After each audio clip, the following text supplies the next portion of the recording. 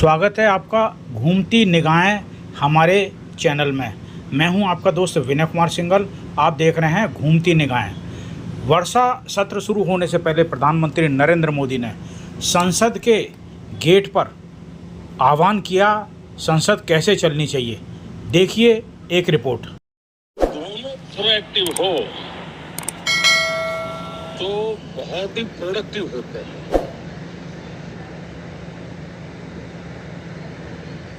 और दोनों को प्रोडक्टिव होते हैं तो देश का कल्याण होता है, जीव मात्र का कल्याण होता है। और इसलिए हम यही प्रार्थना करते हैं कि मॉनसून भी प्रोएक्टिव रहे,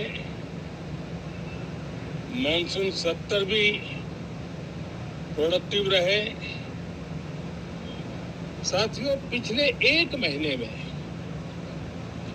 देश ने अनेक सिद्धियां प्राप्त की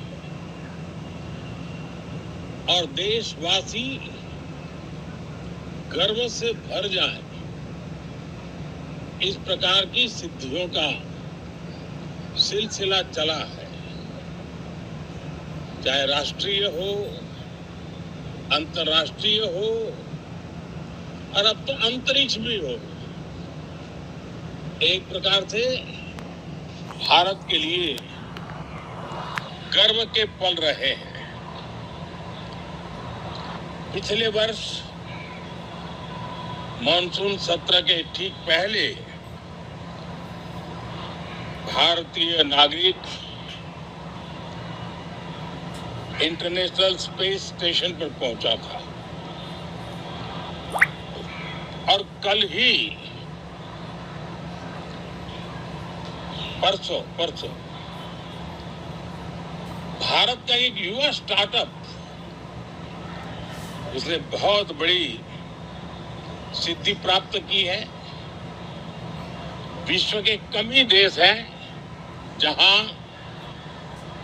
इस प्रकार से प्राइवेट साहस हुए हैं, और भारत के युवाओं ने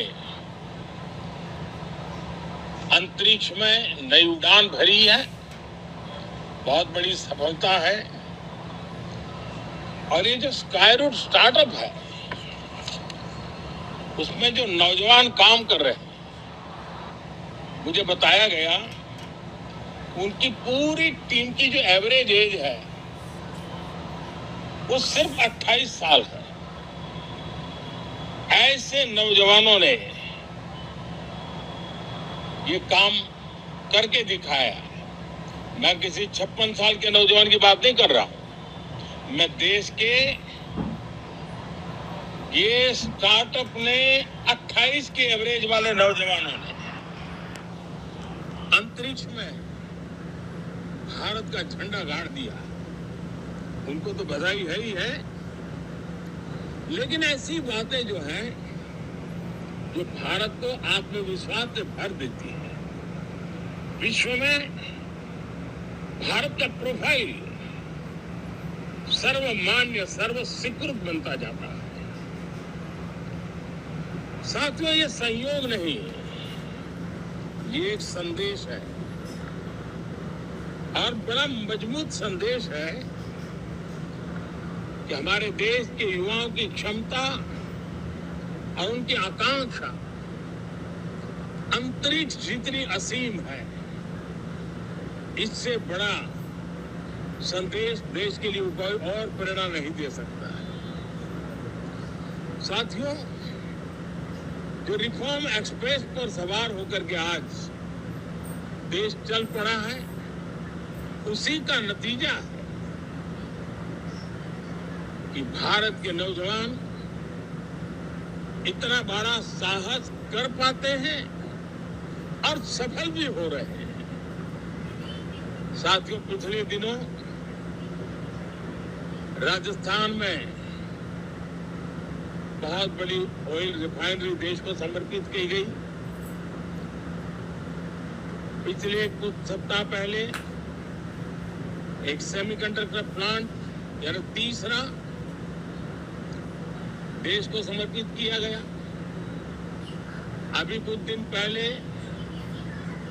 ग्रीन हाइड्रोजन से चलने वाली ट्रेन, और विश्व में बहुत कम देश ऐसे हैं कि जिनके पास ये सुविधा है, लेकिन भारत ने जो हाइड्रोजन ट्रेन देशवासियों को समर्पित की है, वो सबसे ताकतवर इंजन वाली और सबसे लंबी है। ये अपने आप में भारत के वैज्ञानिक, भारत के इंजीनियर्स, भारत के इनोवेटर्स, भारत के उद्यमी, भारत के श्रमिक जो एक लक्ष्य लेकर के देश के लिए जी रहे हैं, देश के लिए काम कर रहे हैं, उसी का परिणाम है। साथियों, हम भली भांति जानते हैं और पूरी दुनिया चिंतित भी है। लगातार कहीं न कहीं युद्ध की स्थितियां बनती रही है। पश्चिम एशिया के युद्ध के कारण भारत जैसे देश जो एनर्जी के लिए औरों पर डिपेंडेंट है, उनके लिए ये पश्चिम एशिया का युद्ध एक बहुत ही बड़ा संकट का कारण रहा। Petrol, diesel, LPG, fertiliser, chemicals, हर विषय में अनेक बाधाएं, अनेक संकट आए। उसके बावजूद भी भारत 7.7% के ग्रोथ से दुनिया की मेजर इकोनॉमी में सबसे तेज गति से आगे बढ़ने वाला देश बन के रहा। ये भारत के सामर्थ्य का परिचायक है। भारत किस प्रकार से उत्साह और उमंग के साथ नई ऊंचाइयों को पार करना चाहता है, उसकी इसमें झलक है। और ऐसे में जब ये मानसून सत्र आरंभ हो रहा है, देश ने स्पीड पकड़ ली है और संसद का स्पिरिट उस स्पीड में नई ऊर्जा भर सकता है। सकारात्मक स्पिरिट राष्ट्र के लक्ष्यों को प्राप्त करने के लिए बहुत आवश्यक होता है। हमारे सदन में बहुत अनुभवी सांसद भी है, दल उनका कोई भी हो, लेकिन उनके पास एक लंबा अनुभव है। ऐसे समय में उनके अनुभव की, उनके ज्ञान की संसद को भी जरूरत है, देश को भी जरूरत है। और इसके लिए संसद का चलना, सार्थक चर्चा होना, मिलजुल करके देश को आगे ले जाने के संकल्प लेना, ये मैं समझता हूं कि बहुत ही समय की मांग है। एस्पिरेशन से भरे हुए देश के युवाओं की मांग है कि हम आगे बढ़े। आज समय की मांग है कि राष्ट्र निष्ठा से भरे हुए, राष्ट्र भक्ति के लिए जी रहे आवाज को सदन में उचित मंच मिलता रहे, वे अपनी आवाज को बुलंद करें, देश को दिशा दे।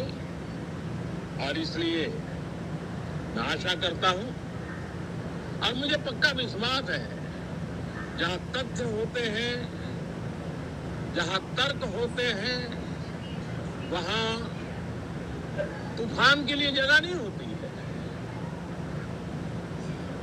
अगर तर्क मजबूत है, तथ्य मजबूत है, तो शांत चित्त से भी अपनी आवाज को बुलंद बनाया जा सकता है। मैं आशा करता हूं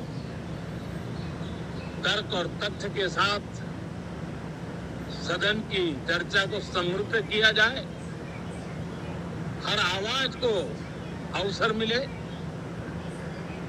हर विचार को सम्मान मिले। ये संसद की हमारी भूमिका है। मैं सभी सांसदों से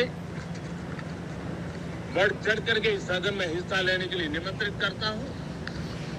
आज सुबह स्पीकर महोदय जी ने भी सोशल मीडिया के माध्यम से देश के सांसदों का स्वागत करने के अपने भाव को व्यक्त किया है।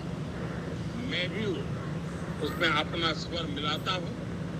आप सबका बहुत बहुत धन्यवाद। यदि हमारी रिपोर्ट आपको अच्छी लगे तो प्लीज़ हमारे चैनल को सब्सक्राइब कर कमेंट्स जरूर करें, शेयर करें। धन्यवाद।